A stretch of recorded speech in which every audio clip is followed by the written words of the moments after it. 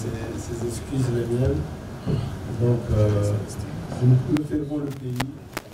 Parfois, on peut patienter 10 minutes, 1 heure, c'est pas un problème. Alors, la question de lanceur d'alerte dans notre pays, elle est vraiment très importante. Très importante, pourquoi? Parce que l'impression parfois que j'ai, c'est que nous sommes tous entrés dans une culture où le mal est devenu bien, où il n'y a plus des limites, hein. Donc il n'y a plus de lignes rouges. Et ça se voit partout. C'est-à-dire que parfois les crimes, des détournements, des corruptions sont banalisés. Et comment ça devient comme le Bakop, quoi. Ah, ça ne coupe rien. Vous voyez, ça, on est tombé trop bas. Et on nage dans cette culture-là qui fait que même l'envie de dénoncer, on ne l'a pas. On voit ça, c'est mal, mais on n'est pas atteint par ce civisme, par cet amour du pays, cet amour de notre communauté, de dire ça c'est pas bien, je dénonce, ça c'est pas bien, je dois dire quelque chose, etc.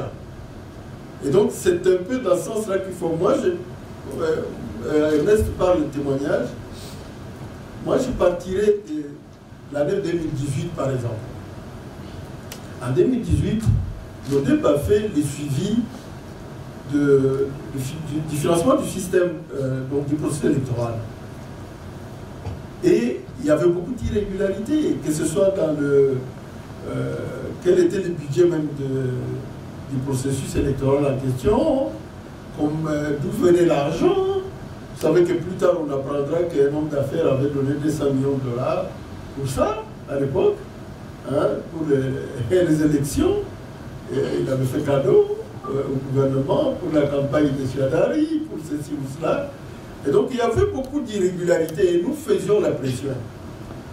Au mois de novembre, parce que vous savez, nos services de renseignement sont parfois divisés. Il y a des gens intelligents, parfois qui aiment le pays réellement, et il y en a, oui ça c'est vrai, et il y a des gens qui sont vraiment, des gens plutôt prêts à régler leurs problèmes avec... Alors, c'est parmi les meilleurs que j'ai eu l'information comme quoi on est en train de faire un complot contre toi. Mercredi, c'était dans une semaine, moi, quand on m'a dit c'était un dimanche, elle dit mercredi, ne dors pas chez toi. Ne dors pas chez toi. Et effectivement, ce mercredi-là, je suis allé à mon bureau d'études. Après, j'ai dit à mon chauffeur de partir. Moi-même, je suis allé quelque part chez des prêtres. Et j'ai pris une chambre, je suis resté là-bas. Mais les gens sont allés chez moi. En fait, on a envoyé même des proches qui sont allés me chercher à l'heure pour vérifier si j'étais là ou si je n'étais pas là, etc. Moi, j'étais déjà ailleurs.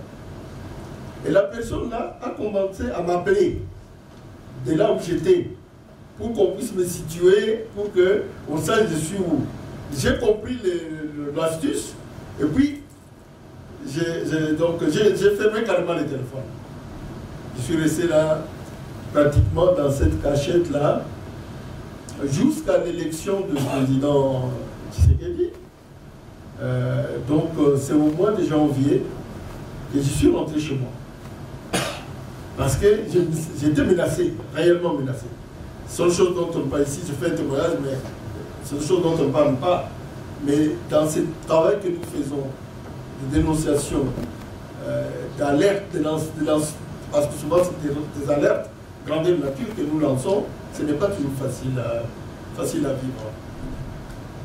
Bon, est-ce que les contextes, les climats est le même avec l'actuel régime? Je dirais que non.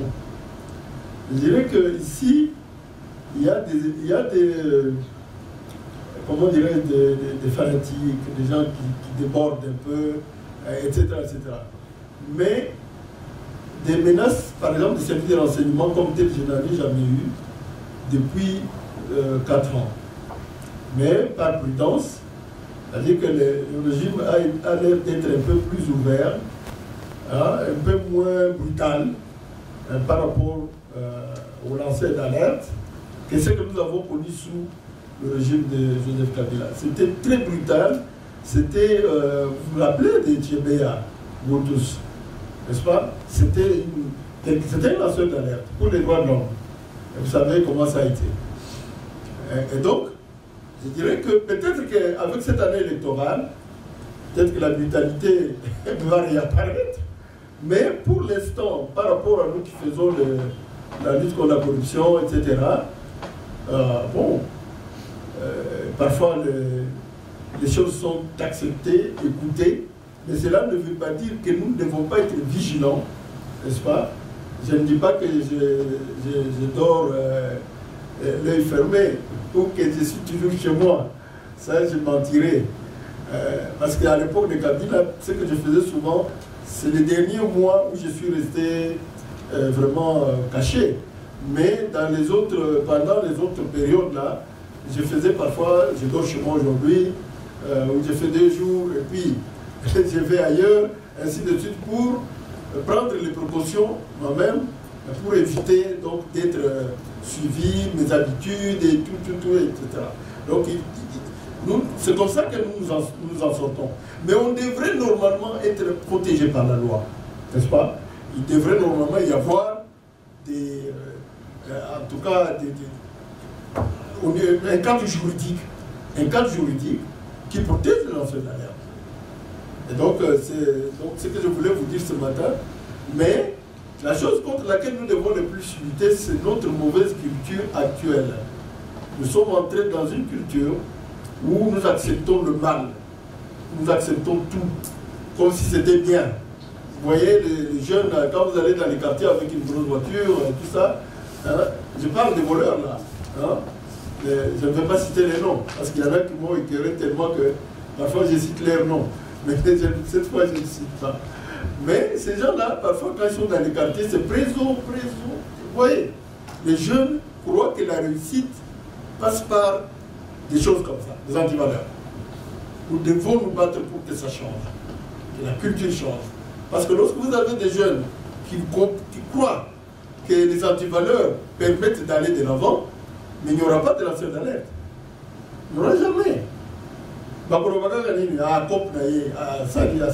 réussir comme vous voyez, ce n'est pas des copes, ce sont des crimes. Ce sont des véritables crimes.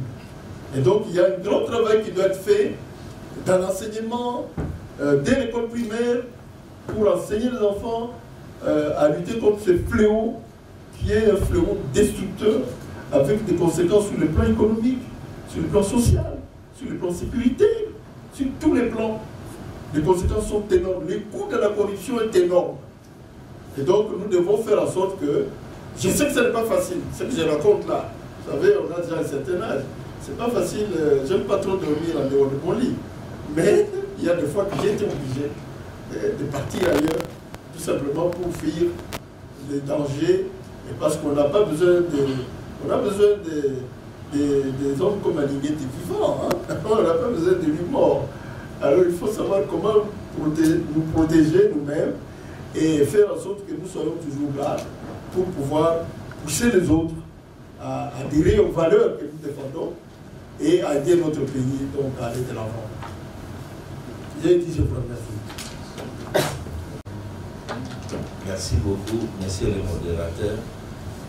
Mesdames et messieurs, à vos titres et qualités respectifs, tout protocole respecté, je voudrais aussi m'acquitter de cette responsabilité et vous présenter sincèrement des excuses pour le retard avec lequel nous avions débuté cet échange autour de la journée internationale des lanceurs d'alerte le 23 juin. Veuillez de tout cœur accepter nos excuses. Nous voudrons vous dire, au nom de l'Inspection générale des finances, que la corruption, le détournement des deniers publics constitue aujourd'hui un cancer contre le développement des nations. C'est un phénomène, c'est un fléau auquel aucun pays n'échappe, qu'on ne vous trompe pas, mais à des degrés différents. Ce sont des antivaleurs qu'on constate dans toutes les sociétés, mais à des degrés différents.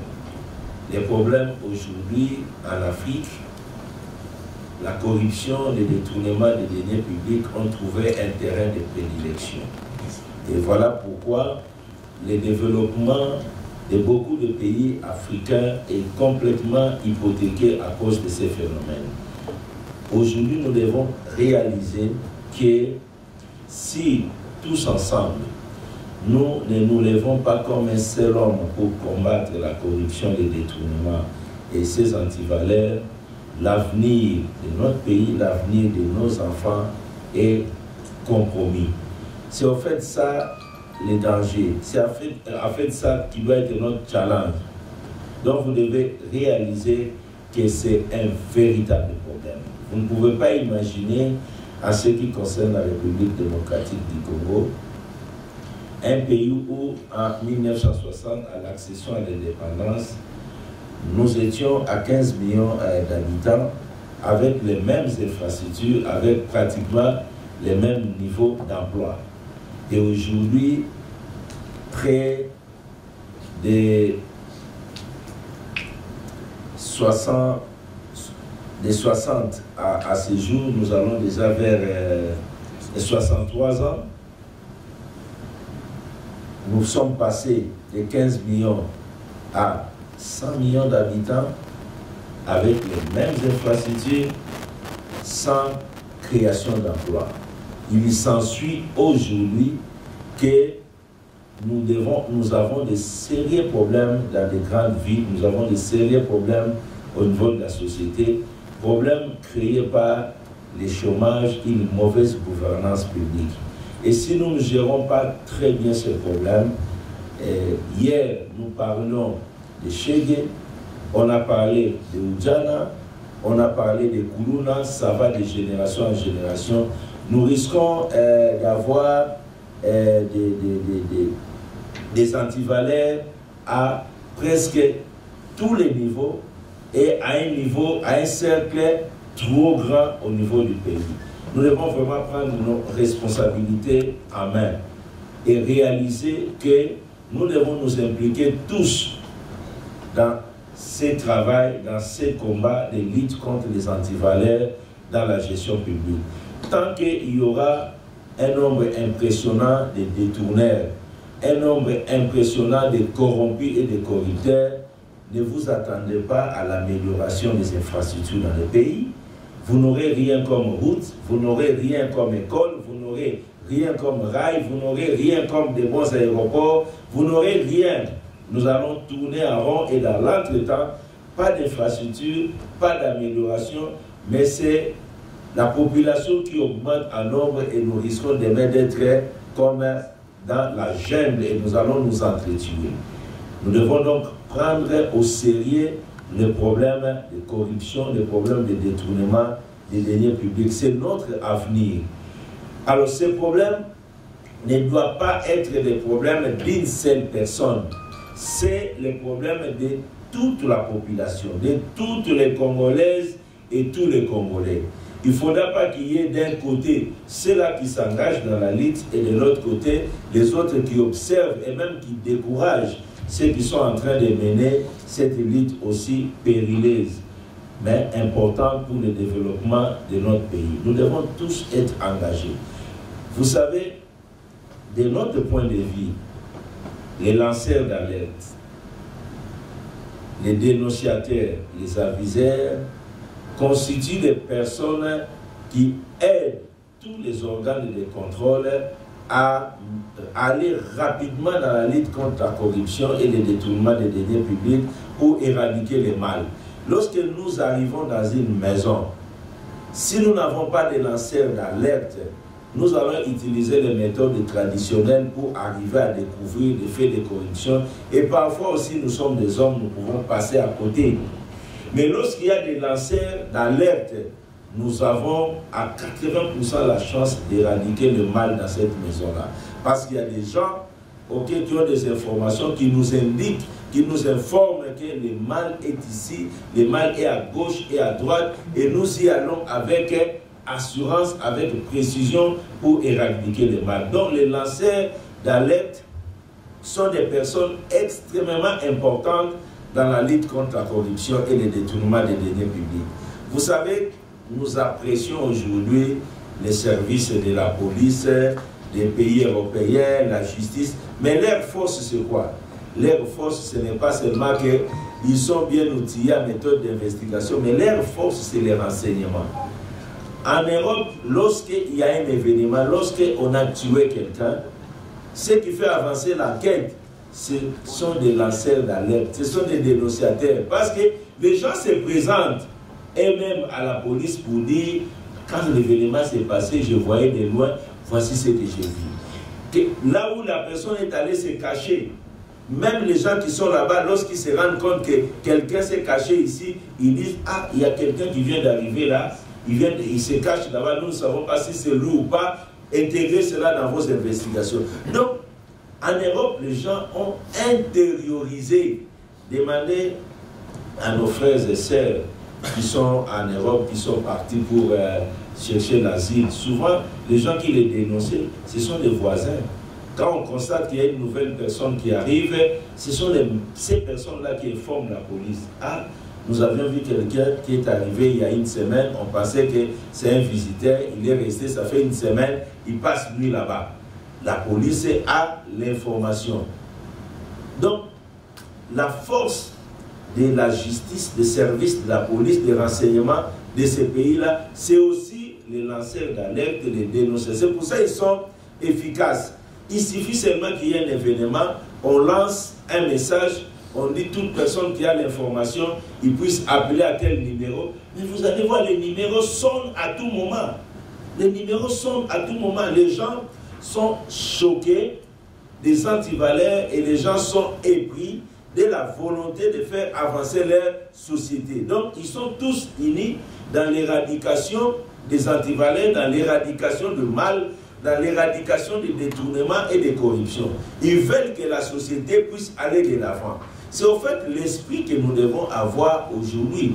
Les corps de contrôle, même les contrôles, nous pouvons être professionnels, mais nous n'allons pas avancer aussi vite s'il n'y a pas de lanceurs d'alerte. Les lanceurs d'alerte doivent être dans les sociétés. Ce sont des Congolais qui sont dans les sociétés, qui sont dans les ministères, qui sont dans les entreprises, qui vivent, qui voient comment les gens sont en train de détruire l'avenir de nous tous. Et ils ne doivent pas garder silence. Ils doivent dénoncer cela. Et maintenant, comment il faut dénoncer quand on sait que la mafia financière, la criminalité financière est toute une organisation avec des ramifications et qui est capable de frapper. C'est là que nous devons suffisamment parler autour de l'organisation, comment il faut faire pour lancer les alertes, pour dénoncer dans l'environnement qui est aujourd'hui le nôtre. Mais nous avons l'obligation morale, patriotique, de dénoncer.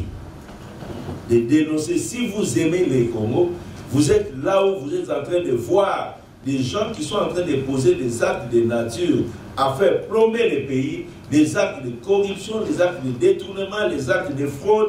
Vous avez le devoir moral, par amour du Congo, de dénoncer parce que vous ne pouvez pas accepter que le Congo, qui est votre héritage, puisse être détruit. Le Congo qui est l'héritage que nous allons laisser à nos enfants, qui voudraient vraiment partir au-delà tout en laissant ses enfants dans un environnement de gêne. Je pense que nous partirons avec beaucoup de soucis quand nous laissons nos enfants dans un environnement corrompu, dans un environnement pourri, dans un environnement où il n'y a aucune certitude. En tant que parents aujourd'hui, notre existence, tout ce que nous sommes en train de faire, nous regardons les enfants, nous les laissons comment? Si vous laissez les enfants dans un environnement qui n'est pas assaini, je pense que nous n'avions pas accompli notre devoir. Et nous partirons tout en ayant des inquiétudes en disant, nous laissons notre progéniture dans quel environnement? C'est là que nous devons prendre conscience et travailler. Les gens pensent que l'intérêt individuel, le bonheur individuel peut nous mettre à l'abri. Faux.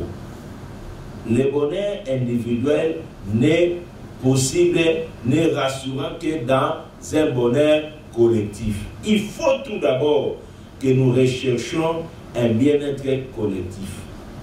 Quand on a un bien-être collectif, on réduit la criminalité, on réduit les tensions, on réduit les risques d'explosion et d'implosion. En ce moment-là, lorsqu'il y a un bonheur collectif qui s'installe, le bonheur individuel peut avoir sa justification. Mais si vous vous mettez dans une logique de bonheur individuel face à une misère généralisée, je pense que vous êtes en train de commettre une erreur.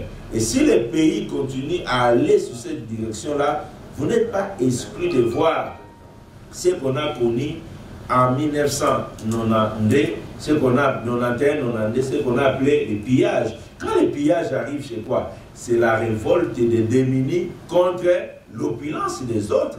C'est-à-dire ceux-là qui n'ont rien, qui ne peuvent pas, qui ne tiennent pas, ils vont venir vers ceux qui disposent, qui s'exposent, et ils vont piller, ils vont prendre. Et c'est fini, c'est pratiquement la dislocation du pays.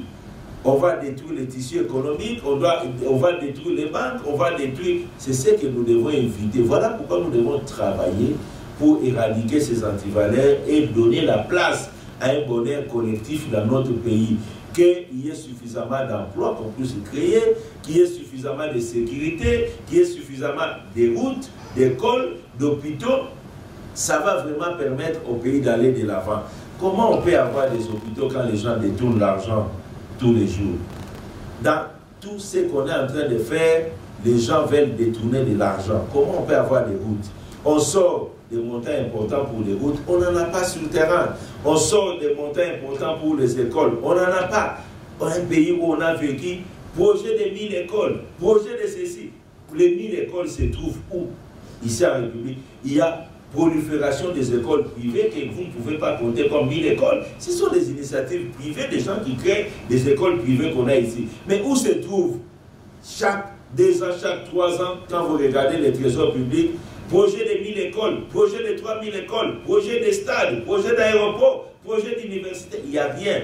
Les gens ne font que détourner l'argent public. Alors comment on va avancer? Comment on va avoir des routes? On sort de l'argent sur le terrain, on n'a pas de routes. On a des initiatives, on a des projets, on conçoit, on dit on doit faire ça. Mais les gens aussi ont leur calcul derrière. On est dans une situation où chaque personne, quand il a une opportunité de servir l'État, il lui dit, je vais tout d'abord me servir. Croyant que son voisin, lui, va servir l'État. Or, le voisin raisonne comme lui. L'autre raisonne comme lui et nous sommes à 10, nous raisonnons tous de la même manière. Nous tous les 10, au lieu de servir l'État, nous commençons tout d'abord par nous servir. Et on se rend compte qu'en ce qui concerne l'intérêt commun, rien n'est fait. Chacun s'est servi sans que nous puissions servir les pays. C'est en fait ça la situation. Le bonheur individuel n'existe pas. L'intérêt personnel ne fera que détruire notre pays. Et moi, je dis toujours, si nous ne faisons pas attention, vous pouvez être ce que vous êtes, avec un passeport diplomatique, avec tout ce que vous avez, mais votre passeport diplomatique portera le nom de la République démocratique du Congo. Quand vous allez vous présenter à des postes frontaliers, ce n'est pas vous la personne ou le passeport diplomatique qu'on va regarder. C'est la République démocratique du Congo d'où vous venez. Face à un Botswanais, un huissier américain qui présente les passeports américains, de l'autre côté, un ministre congolais qui présente un passeport diplomatique congolais, je pense que le traitement sera différent. On ne traite pas les individus, on traite les nations. Quand quelqu'un amène son passeport américain, il est respecté. Quand quelqu'un amène son passeport sud-africain, il est respecté. Quand quelqu'un amène un passeport d'un pays respectable, la personne, il est a priori respectée. Et quand vous amenez un passeport diplomatique d'un pays qui n'est pas respecté, vous ne serez pas respecté. Vous allez réclamer le respect. Mais non, mais moi j'ai un passeport diplomatique, je suis arrivé avant et tout et tout. Tout ça, c'est la conséquence de la mauvaise gouvernance de votre pays. Nous devons tout faire pour que notre pays, le Congo, qui est un géant, qui est un pays béni, un pays où Dieu a tout mis, les hommes, les femmes, les richesses et tout. Qu'est-ce qui nous manque aujourd'hui? C'est la conscience. Qu'est-ce qui nous manque aujourd'hui? Un sursaut d'orgueil. Lèvons-nous aujourd'hui. Ne laissons pas la tâche de redresser le Congo à nos enfants. Quelle irresponsabilité! Ne laissons pas la tâche de redresser le Congo à nos enfants. C'est nous aujourd'hui qui devons faire. Nous devons créer des générations de Congolais qui disent non à la corruption, non au détournement des deniers publics, sachant que ce sont des fléaux qui hypothèquent l'avenir, le développement de tout un pays. Nous devons nous lever tous ensemble si nous comprenons que nous sommes face à un danger. Alors, les lanceurs d'alerte, les dénonciateurs, les aviseurs doivent être là. Doivent être là. Partout les Congolais, vous vous trouvez. Lorsque vous voyez les gens en train de frauder, les gens en train de mettre les antivaleurs, les gens en train de détourner l'argent de l'État, il faut les dénoncer. Maintenant, quelles sont les méthodes et les pratiques, comment il faut dénoncer face à une criminalité financière bien organisée qui est capable de frapper? C'est là aussi un problème. C'est comme ça que nous nous adressons aux lanceurs d'alerte aujourd'hui. Il y a beaucoup de dossiers que nous avons traités à l'inspection générale des finances venant des lanceurs d'alerte et qui ont donné de très bons résultats. Et parfois, quand nous parlons avec assurance face à des prédateurs, parce que nous avions commencé par des lanceurs d'alerte internes qui nous ont fourni des informations claires, précises, et nous les attaquons et nous sommes dans une assurance, après avoir vérifié ces informations, nous sommes sûrs de ce que nous disons. Peut-être qu'ils ne pensent pas que nous sommes capables de découvrir ce qu'ils sont en train de faire. Parce qu'il y a quand même quelques Congolais qui sont choqués par le niveau de la prédation, le niveau de l'inconscience de certains d'entre nous. Ils sont choqués, ils disent non, nous devons dénoncer ces actes, nous devons dénoncer ces antivaleurs. Alors comment il faut le faire? Au stade actuel, nous conseillons aux lanceurs d'alerte de faire acte de leur patriotisme, mais en ne s'exposant pas. Parce que les lanceurs d'alerte, il doit être en contact avec les organes de contrôle, les organes de répression de la criminalité, tout en gardant vraiment une discrétion. Vous ne devez pas le faire comme un défi. Gardez, faites-le, parce que pour vous, l'objectif, c'est que les antivaleurs puissent être extirpés et qu'il y ait bonne gouvernance et que le pays puisse avancer. Donc c'est ça votre challenge, c'est ça votre défi. Il faut le faire en toute discrétion possible. En toute discrétion possible. Nous avons les lanceurs d'alerte, nous avons les dénonciateurs, nous avons les aviseurs. Aux lanceurs d'alerte, aux dénonciateurs, les gens qui viennent communiquer des faits de corruption, des détournements, de la criminalité, nous les recevons également secrètement. Nous les écoutons, nous prenons les informations, nous mettons des mécanismes pour vérifier et nous déclenchons des enquêtes qui peuvent aboutir à la neutralisation de ces antivaleurs. Mais je dois le dire clairement, ces lanceurs d'alerte, ces dénonciateurs. Nous avons également des mécanismes de récompense. Mais sauf que nous ne voulons pas que vous puissiez mettre les mécanismes de récompense avant votre patriotisme. La priorité, c'est votre souci de voir votre pays avancer. C'est votre patriotisme. Mais quand nous faisons, nous disons, voilà, il y a des gens qui ont contribué à nous donner des informations précieuses, qui ont fait avancer la chose. Nous avons des mécanismes de récompenser les lanceurs d'alerte, les dénonciateurs dans tous les services de contrôle. C'est ce que nous appelons le fonds secret de recherche. Donc nous disposons des moyens appelés fonds secrets de recherche pour nous permettre de prendre en charge de lanceurs d'alerte des gens qui dénoncent.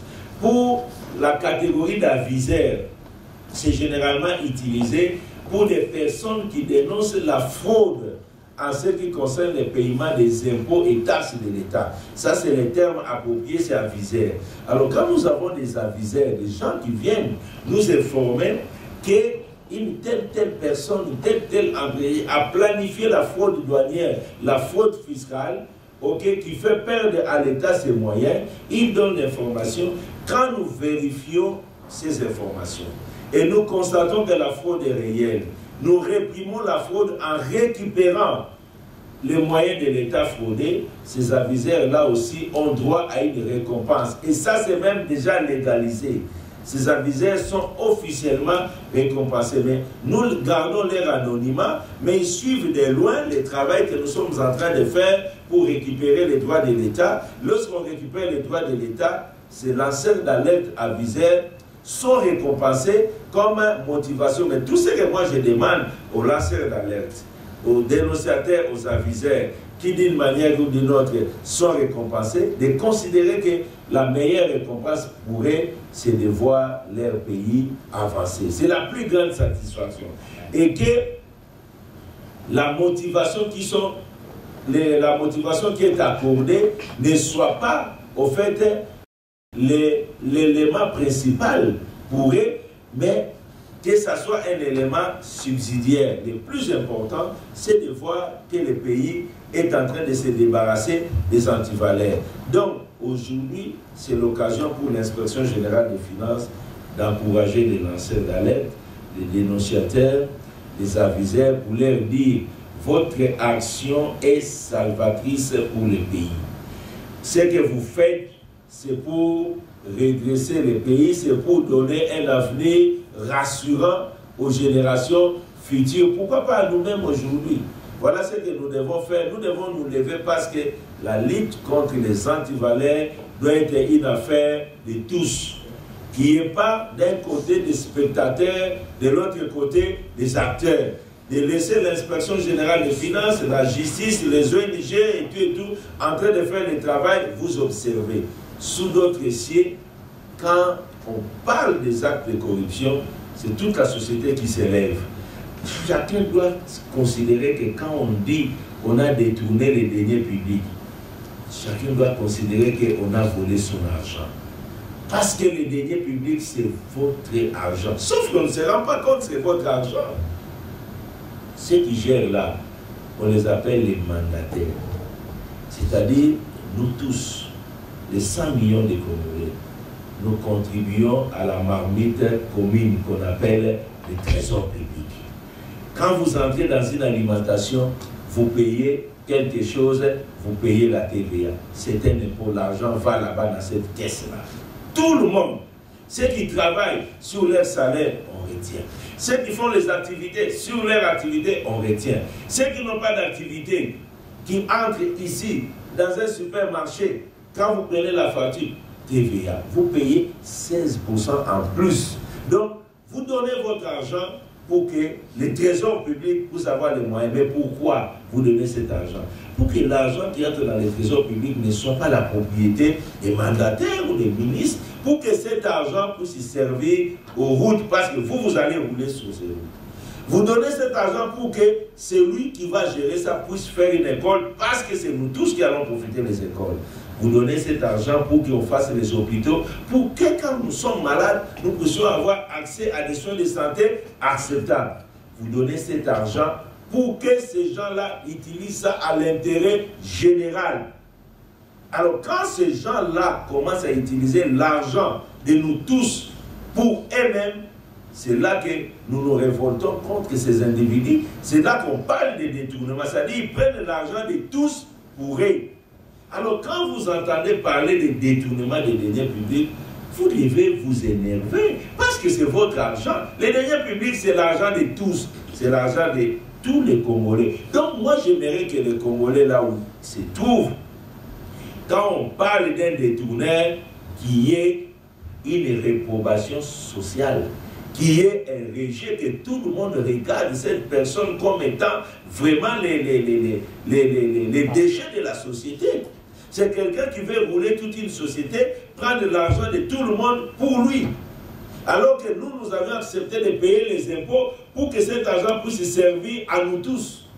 Voilà. Donc, quand on parle de quelqu'un qui a détourné, vous devez vous lever. Vous ne devez pas lire et passer comme si vous avez dit quelque chose de normal. Ça doit vous énerver. Quand on dit quelqu'un a détourné, considérez comme si vous êtes parti au marché central, quelqu'un a mis la main dans votre poche, dans votre sac, et vous a soutiré tout l'argent que vous devriez faire le marché. Quel serait votre état? Vous devez vous mettre dans cet état-là, ce n'est pas différent.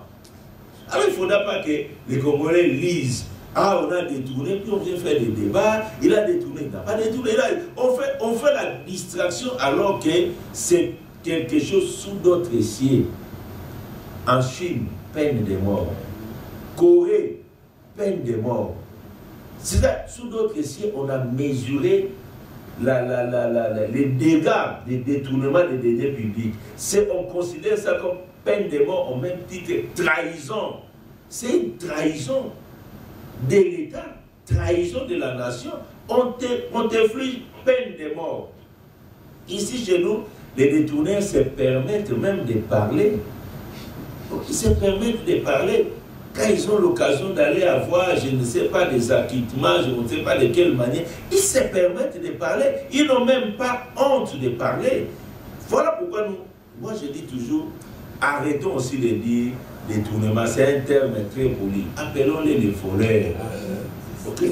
Les voleurs, les criminels. En ce moment, ça réveille aussi leur conscience. Qu'ils comprennent que ce sont des criminels, ce sont des voleurs. Parce que le terme détourné, quand on dit détourné, parfois nos mamans ne comprennent pas. Détournement, on a signé, des mamans à Yibi. Papa, on est les Yibi, à Yibi, Azam Yibi. On papa, on a à Yibi Mongo, à Bissonus. Ça sonne très bien que non, il a détourné. Non, ce sont des voleurs, ce sont des criminels. C'est ce que nous devons, comme ça, doit nous révolter quand les gens posent des actes comme ça. Ils hypothèquent la vie de toute une nation. Alors nous devons sortir, les Congolais, nous devons nous réveiller. Vous allez réaliser, je voulais terminer par là, il y a une corrélation directe entre le développement et la corruption. Prenez toutes les statistiques du monde. Les pays les plus développés sont les pays où la corruption est suffisamment combattue.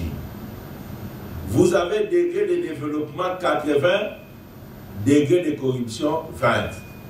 Degré de développement 70, degré de corruption 30. Degré de développement 60, degré de corruption 40. Degré de développement 40, corruption 60. Degré de développement 20, corruption 80. C'est une corrélation directe pour comprendre que si vous voulez d'un côté accroître le niveau de développement, il faut réduire la corruption dans la société. Alors chaque fois que vous assistez à des faits de corruption, à des faits de détournement, et vous assistez passivement, sachez-le que vous êtes en train d'accepter que la misère collective, que le sous-développement puisse prendre encore des proportions plus élevées. Qui peut accepter cela? Donc c'est ce que nous devons comprendre aujourd'hui. Voilà un peu, mesdames et messieurs, en condensé, ce que je voulais vous dire. Je vais laisser à l'inspecteur général chef de service adjoint. Paraphraser la Bible. C'est dans Jérémie 29,7. Dans Jérémie 29,7, la Bible dit, c'est Dieu qui s'adresse au peuple d'Israël. Recherchez le bien de la ville où je vous ai mené en captivité. Priez l'Éternel en sa faveur, car votre bonheur dépend du ciel. Car votre bonheur dépend, je paraphrase, recherchez le bonheur du pays où vous vivez, car votre bonheur en dépend. Comme le chef de service l'a dit, il n'y a pas de bonheur individuel sans bonheur collectif. Le bonheur individuel doit être soutenu par le bonheur collectif. Le deuxième élément que je voulais évoquer, en fait, c'est la justification juridique de l'existence même des lanceurs d'alerte. La corruption est un phénomène universel contre lequel toutes les nations se sont, contre laquelle toutes les nations se battent.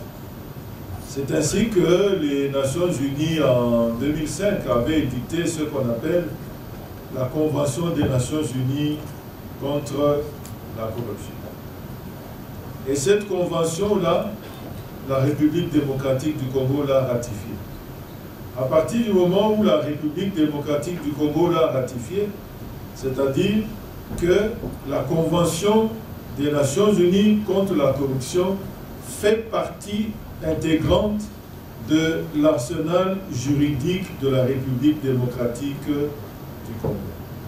Et qu'est-ce que en fait cette convention impose comme obligation?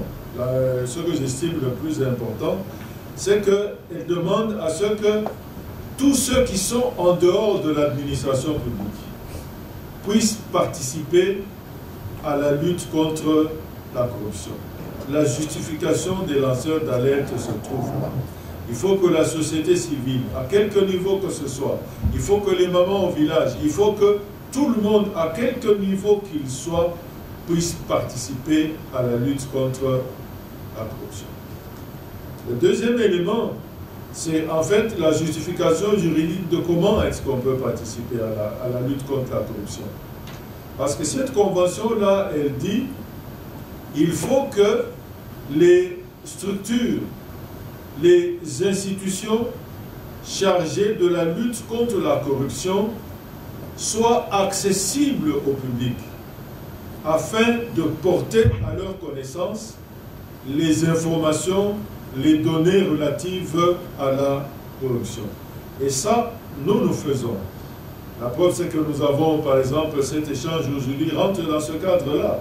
Nous organisons les journées citoyennes, tout ça pour rendre l'inspection générale des finances accessible à tout le monde. Et cette convention-là impose que chaque pays, chaque État partie puisse favoriser, encourager le droit de recevoir, de rechercher, de diffuser et même de publier l'information relative à la corruption. Avant 2006, on était dans un flou en ce qui concerne la définition de la corruption. Et en fait, c'est aussi une justification juridique de la lutte de l'inspection générale des finances contre la corruption. Le code pénal, il date de 1940, mais il a été mis à jour en 2006. Et l'un des mérites de cette mise à jour en 2006, c'est une définition claire de la corruption. Et quand il s'agit du code pénal, En fait, ce n'est pas une définition, comment je peux dire, extensive. C'est-à-dire, on donne les faits qui constituent des actes de corruption. Parmi les faits qui constituent les actes de corruption, tels que définis dans cette loi, c'est l'utilisation de la fraude pour échapper ou faire échapper aux obligations fiscales, douanières et administratives. Le fait d'utiliser la fraude pour échapper ou faire échapper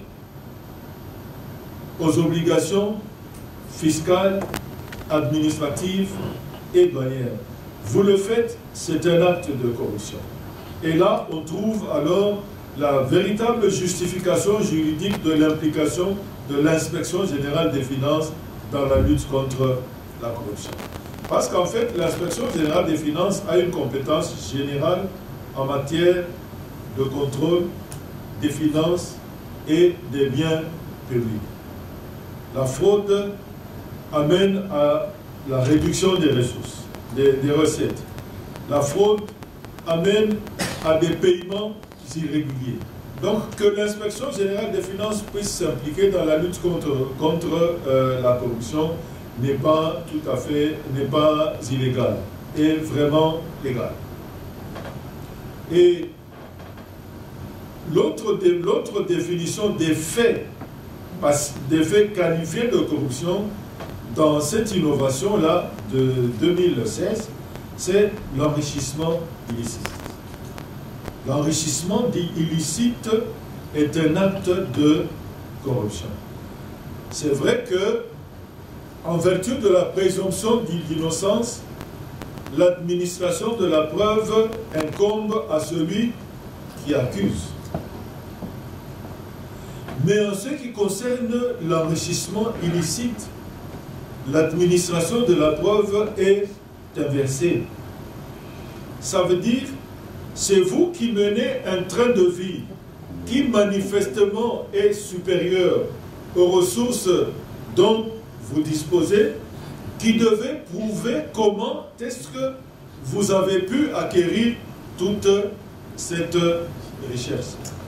Donc, les lanceurs d'alerte ont là des éléments suffisants pour les amener à dénoncer.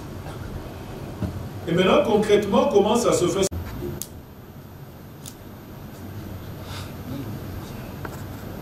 Nous avions compris que c'est une lutte parce que ce n'est pas tous les jours que nous volons de victoire en victoire.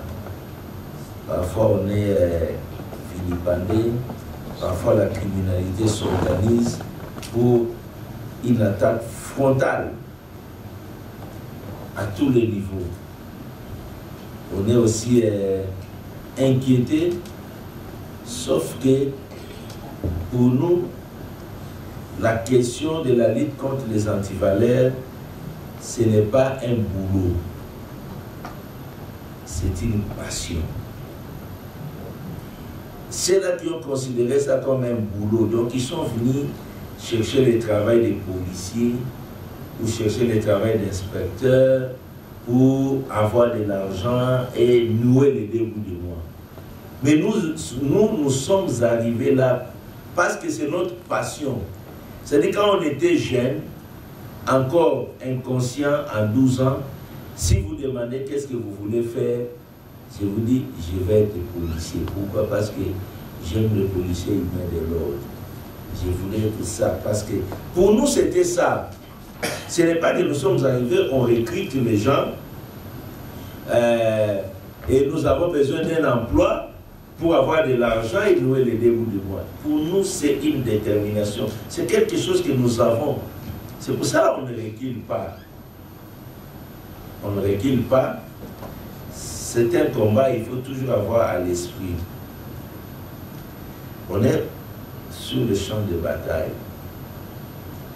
On avance, nous sommes toute une armée. Le plus important, c'est que nous soyons nombreux. Certains d'entre nous vont tomber. Même nous,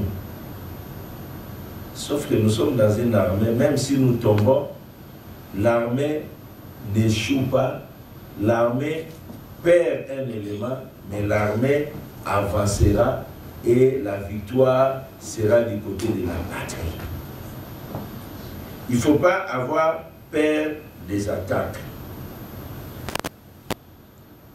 Nous les recevons tous les jours. Même pendant que nous sommes ici, j'imagine vraiment qu'il y a de quelque part les gens qui sont en train de dire comment il faut faire. Et la criminalité, la dangerosité de la criminalité, et surtout quand vous réalisez que quand vous attaquez une personne, soyez-en sûr que vous vous êtes attaqué à au moins 1000 ou 2000 personnes qui sont derrière la personne. C'est ça en fait. Et les réactions, il faut le voir de cette manière-là.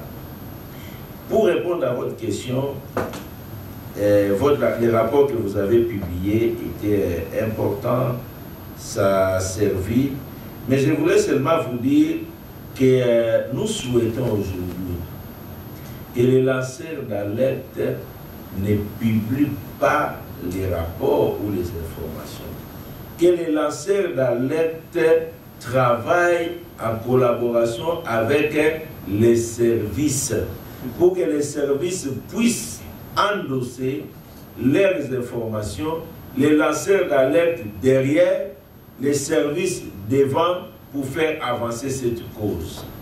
C'est ce que nous, on préconise aujourd'hui. Vous parlez de la loi pour protéger les lanceurs d'alerte. Je voudrais que vous sachiez que les lois sont faites par les hommes. L'analyse de la mauvaise gouvernance de notre pays, vous avez toujours tendance à regarder au niveau du gouvernement, au niveau du mandataire, en oubliant que le gouvernement et les mandataires sont l'émanation de ceux qui font les lois. La plupart des membres du gouvernement sont venus du Parlement. Et en quittant le Parlement, ils se sont laissés au Parlement. J'ai dit, ils se sont laissés au Parlement. Ok? La plupart des mandataires sont venus du Parlement. En quittant le Parlement, ils se sont laissés au Parlement. Voilà d'ailleurs ce qui fait l'inefficacité des organes délibérants à contrôler l'exécutif. Parce que ça semble être les mêmes personnes. Regardez le système tel que ça fonctionne chez nous. Une personne peut être élu député provincial, il laisse quelqu'un que la population ne connaît pas, qui n'a pas été élu. Il devient député national. Il laisse au Parlement quelqu'un que vous n'avez pas élu, que vous ne connaissez pas quand il a fait la campagne. Et vous ne connaissez pas le niveau de moralité, le niveau d'intégrité, le niveau intellectuel, on le laisse. Il vient, il prend aussi le siège national. Il est élu. Il quitte, il laisse quelqu'un que vous ne connaissez pas, que vous n'avez pas élu, que vous n'avez pas vu. Il vient, il gagne aussi les élections sénatoriales. Et là, il peut aussi laisser quelqu'un que vous ne connaissez pas, que vous n'avez pas élu. Il atterrit au gouvernement. Il a laissé ses empreintes à partir de l'Assemblée provinciale, de l'Assemblée nationale, au Sénat. Il a laissé les empreintes et lui, il termine le terminus à la gestion publique. Là, celui qu'il a laissé au niveau du gouvernement provincial, il va produire un ministre provincial. Celui qu'il a laissé au niveau du Parlement va produire aussi un ministre. Finalement, on se retrouve dans un environnement extrêmement compliqué. Et vous allez comprendre pourquoi le parquet général, près la Cour de cassation, vous dit, nous avions formulé 92 demandes de lever d'immunité au Parlement pour poursuivre les personnes immunisées. Nous n'avions reçu que des réponses. Ça dit, on demandait au Parlement, on demandait à ces gens-là de se livrer eux-mêmes. Parce que ceux qui sont là-bas, c'est leur émanation. C'est entre eux, c'est même. C'est pas si même. Je vous fais comprendre comment ça fonctionne. Et parfois, vous avez un dossier, vous êtes attaqué X. C'est lui qui va vous tirer l'objet, c'est Y. Mais vous avez des difficultés à comprendre comment il est. Parfois, ils se disent, attaquons-les seulement parce que comme il a commencé avec lui, les prochains, ce serait nous. Avant qu'il arrive, on l'attaque. Vous ne comprenez pas comment ça fonctionne. Comment ça fonctionne.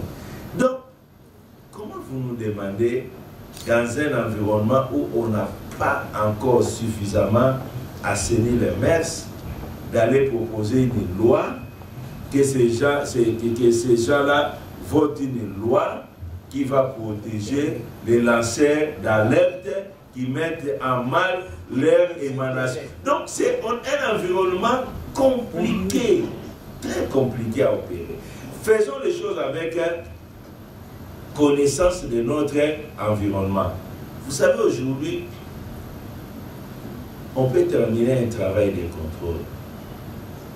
On constate que la personne a détourné, il a volé. Pour passer à la justice a plusieurs étapes. Il y a grande instance, cour d'appel, cassation. Quand vous avez terminé, vous avez les rapports, vous devez tout d'abord aller chercher là-bas. Parce que si vous ne faites pas attention, ok, ngoulou ngoulou. Ce qui est dans la grande instance, ok, ngoulou ngoulou. Donc, tu vas être ridiculisé. Non pas seulement que tu vas donner des rapports qui ne vont servir à rien, mais tu vas t'exposer. C'est pour ça qu'on regarde. Et les gens se demandent, ah, vous avez contrôlé telle histoire, on ne voit pas les résultats, on ne voit pas encore. Tout ça, ce sont des choses qu'on ne vous dit pas. On regarde tout d'abord, est-ce qu'il y a nécessité d'aller ou de ne pas y aller. On étudie l'environnement, les interactions. Vous devez prendre la personne là. Quelles sont ces interactions? La ramification est jusqu'où? Vous établissez l'arbre de ces ramifications. Et c'est l'arbre de ces ramifications qui va vous donner la décision de dire on y va ou on ne va pas. Quelle stratégie il faut utiliser ou il faut passer par l'arme que nous voulons aujourd'hui être fatale. La réprobation sociale. La réprobation sociale, c'est un jugement de la société. C'est un jugement de la société. C'est pourquoi on demande, est-ce qu'il faut livrer la personne à la réprobation sociale? Vous savez,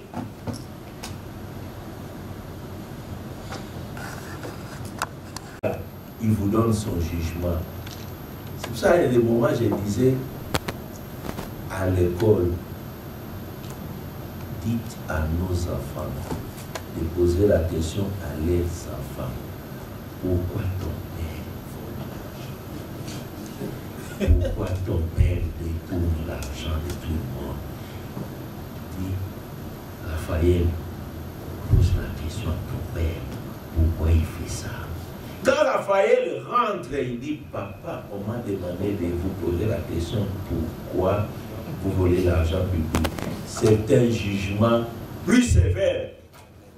C'est un jugement plus sévère. C'est autant de choses que nous devons faire. Ne vous contentez pas seulement, non, il a volé, il est parti. Il y a des gens, ça va les coller, ils vont se battre avec ça, ça va les coller jusqu'à la fin. Parce que les gens auront toujours des justifications à donner. Nous connaissons tous comment l'environnement évolue, comment l'environnement fonctionne chez nous. Donc je voudrais dire, s'agissant de la loi sur la protection des lanceurs d'alerte, nous regardons l'environnement. On peut travailler, on peut faire des initiatives, est-ce que Le chef de service adjoint vous a dit ici, nous avons travaillé, on a même produit un texte pour la création du parquet financier. Est-ce que nous l'avons vu? Est-ce que nous l'avons vu? Parce que parfois, quand on fait des dossiers, il s'agit des dossiers en matière technique, en matière financière, en matière de comptabilité. On doit l'amener auprès des personnes qui maîtrisent cette matière. Parce qu'en matière de jugement, il y a d'un côté l'organe d'accusation, qui est le parquet, de l'autre côté, l'accusation, la partie accusée qui est le prévenu, et au milieu, il y a les juges. Donc, il faut que les parquets qui amènent un présumé détourneur devant les juges soient capables de convaincre les juges. Mais si la personne qui amène le coupable, il ne maîtrise pas, il ne sait pas convaincre les juges. C'est pour cela qu'on a des personnes qui sont acquittées, non pas parce qu'elles n'ont pas, elles n'ont pas volé, mais tout simplement parce que l'accusation n'a pas été convaincante vis-à-vis du juge. C'est plein. C'est pas ce qu'il fait comprendre. C'est plein. Donc, nous avons ces problèmes-là. Nous devons faire avec notre environnement actuel. Notre souci seulement doit être comment sortir de cette situation, ok, de repousser les antivalaires suffisamment pour laisser la place au développement. Qu'est-ce qu'il faut faire avec les dispositifs actuels? Comment il faut faire? Voilà un peu ce que je voulais proposer. On peut travailler, on peut mettre une loi, on peut aller là-bas et passer par des moments difficiles pour obtenir son développement. L'Afrique du Sud qui vous a adoré et passer par l'apartheid à des moments difficiles. Des milliers de Sud-Africains sont tombés pour donner la prospérité à leur pays. Ne soyons pas des gens qu'on considère comme des profiteurs qui vont là où les autres ont déjà donné de leur vie pour la prospérité et venir profiter. Ça, c'est de l'irresponsabilité. Partout où vous allez, partout où il y a développement, il y a des gens qui ont donné de leur vie pour laisser la place au développement. Si nous avons ça à l'esprit, nous pouvons également travailler pour que le développement arrive bien même pour nos enfants et pour notre